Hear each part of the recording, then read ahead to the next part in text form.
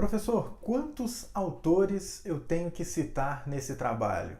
Professor, quantas páginas esse trabalho tem que ter? Qual é o número ideal de páginas? Eu já escutei essa pergunta muitas vezes, só nesse semestre. E se você está fazendo essas perguntas ou está com esse tipo de dúvida, talvez esse vídeo seja para você.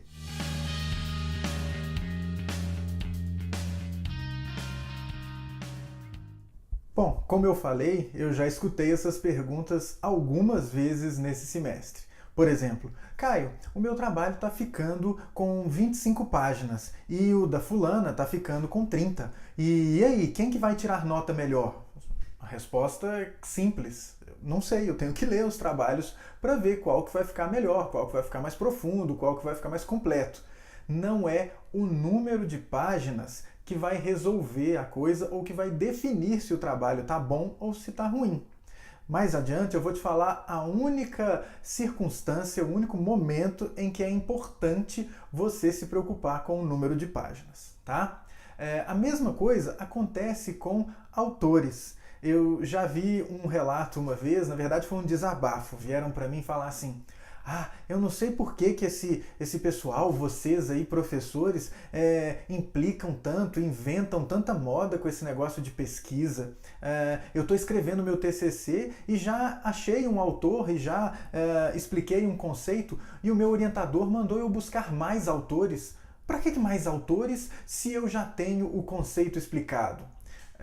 Quando me falaram isso, quando vieram com esse desabafo, me veio à cabeça. Bom, tem gente que vai entrar na onda da pesquisa e tem gente que não vai entrar na onda da pesquisa. Esse é um caso claro de uma pessoa, né? Um rapaz que não entrou na onda da pesquisa.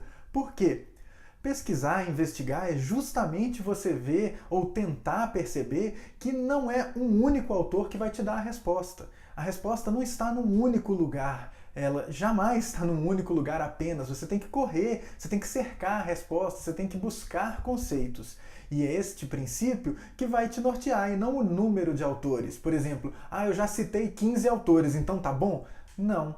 Normalmente a gente usa esse número dentro de sala de aula para estabelecer um piso. Por exemplo, aconteceu já de circunstâncias eu dar um trabalho final numa disciplina e falar: bom, esse seu trabalho ele não tem um número mínimo e nem um número máximo de páginas, mas eu vou te cobrar um número mínimo de citações únicas. Você pode até citar esses autores repetidas vezes, mas você tem que citar pelo menos 15 referências distintas.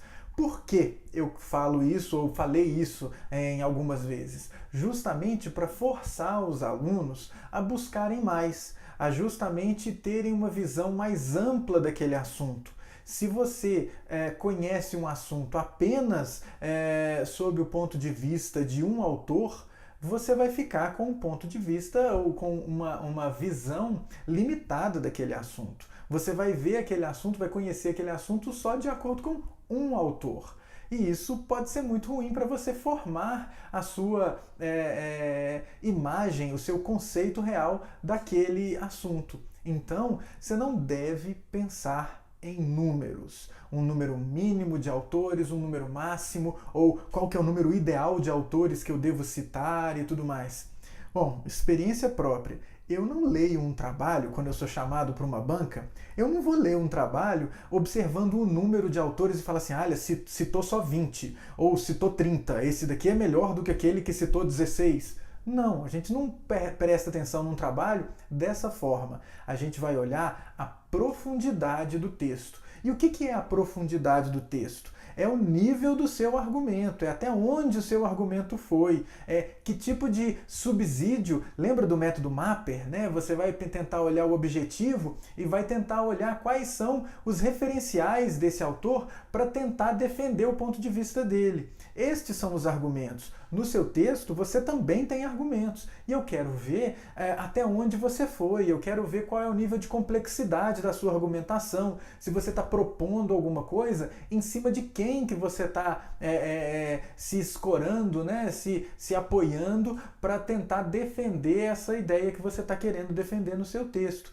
E isso não vem com um número. Por exemplo, uma ideia argumentada em cima de 27 autores é melhor do que uma ideia argumentada em cima de 12 autores. Isso não existe. O que existe é Ó, essa ideia está bem construída porque você está pegando esse conceito inicial, juntando com esse daqui, aí você faz uma união desses dois que é muito bem feita, e isso que é legal. É isso que a gente busca quando a gente está lendo um texto. É isso que nós, professores, quando somos chamados para uma banca, a gente tenta identificar num texto. A gente tenta olhar num texto assim, quais foram as relações que este autor tentou construir, quais são os pressupostos em cima dos quais ele está trabalhando. Esse trabalho tem começo, meio e fim. Ele pegou essa argumentação desse autor aqui e juntou com essa outra, desse outro autor, que inicialmente não tem muita relação, mas ele conseguiu mostrar uma relação bacana, ele conseguiu construir um texto bacana. Então, não pense em número de autores e muito menos em número de páginas. Você deve pensar na profundidade do seu texto. Então, não pense em número de autores ou e muito menos, né, em número de páginas. Pense na profundidade do seu texto.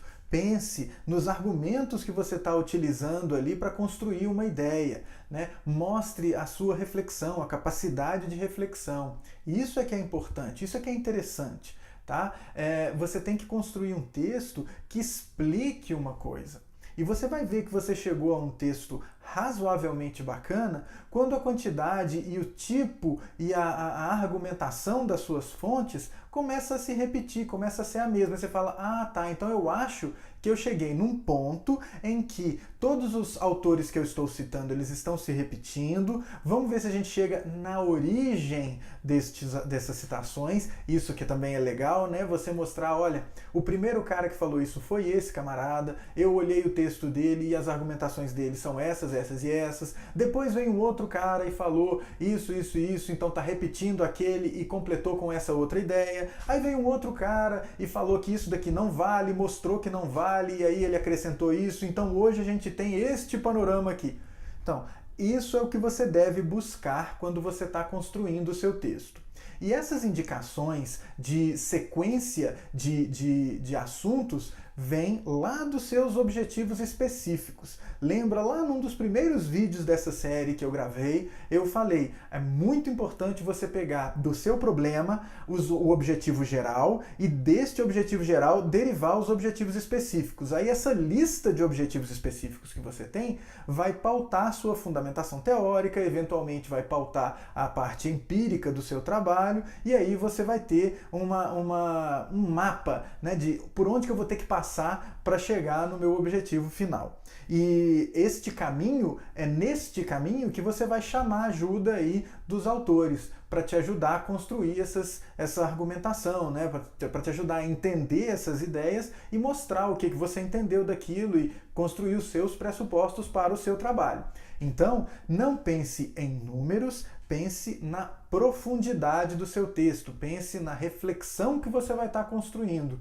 Isso é o mais importante. Isso é o que é o reflexo, né? É o resultado de um trabalho, de uma pesquisa bem feita. Você vai ter um conjunto ali de argumentações que vai ser bem embasado, bem sustentado, bem consolidado. E aí vai ser difícil achar problemas no seu texto. Então, tenha isso em mente, tá bom? Agora, aquela questão. Quantas páginas, né, o meu trabalho tem que ter? A gente não deve focar em página. A página ou a quantidade de páginas, né, o número de páginas, vai aparecer às vezes quando um professor optar por não colocar a restrição no número de citações únicas. Igual eu coloquei, eu falei, eu quero um trabalho com pelo menos 15 referências distintas, ou eu quero um trabalho com pelo menos 20 páginas. A gente sabe que esse tipo de restrição, ele não é o mais legal, mas é um caminho. A gente às vezes vê restrição de páginas quando a gente está submetendo o nosso trabalho a um evento ou a um periódico. Há eventos que não aceitam trabalhos com mais do que 15 páginas. O trabalho tem que ser sucinto. Há periódicos que não aceitam trabalhos com mais do que 25, 30 páginas. Então, aí é que você tem que se preocupar com a quantidade de páginas, tá? Então, o momento em que, por exemplo, recentemente eu participei de uma banca de doutorado e a tese da doutoranda, agora doutora, né, tinha mais de 300 páginas. Uma das coisas que nós da banca refletimos e mostramos para ela na ocasião da defesa foi, Olha, você vai encontrar problemas na hora que você for pegar a sua tese e transformá-la num artigo para tentar publicar num periódico. Por quê? Você construiu uma tese tão longa, tão grande, você tem uma argumentação tão, às vezes, em alguns momentos ela fica até lenta, que na hora de você resumir, reduzir, você vai ter dificuldade. Então, ela não se preocupou certamente na quantidade de páginas. Não é, eu vou parar de escrever, eu vou dizer que a minha tese está pronta quando chegar em 320 páginas. Isso não existe. O que acontece é que, se você vai lá e se delonga muito, constrói uma argumentação, às vezes, passando por um monte de pontos e tal, na hora que você tem que reduzir, você vai ter dificuldade. Mas isso é estilo, é jeito de escrever. Então é por isso que a gente não tem essa limitação na hora de fazer o primeiro relatório de uma pesquisa, né? Que normalmente é o que você entrega.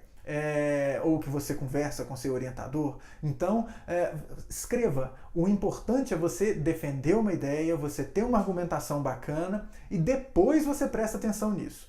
Mesma coisa com a quantidade de autores. Não há uma quantidade boa, ruim ou ótima. Você pode pegar 50 autores e todos eles serem ruins. O que vai te garantir de que a sua argumentação está boa se você pega 50 autores que defendem uma ideia errada?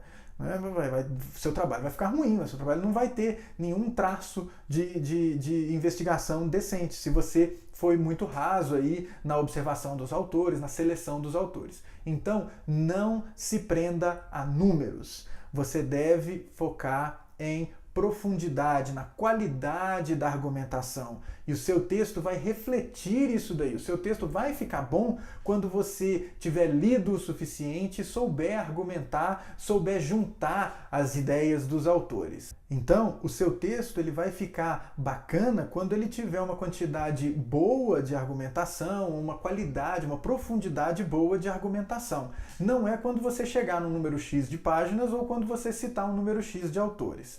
Tá bom? O seu texto ele vai refletir a quantidade de leituras, né? Porque a gente sabe, quanto mais a gente lê, melhor a gente escreve. Então, quando você tiver lido bastante, tiver, entendido bem os conceitos, o seu texto vai começar a sair bacana. Mas sobre a redação em si, eu vou reservar um outro vídeo, talvez no futuro, para falar para você. Beleza? E até lá, estou aberto às suas dúvidas e vamos conversando. Obrigado!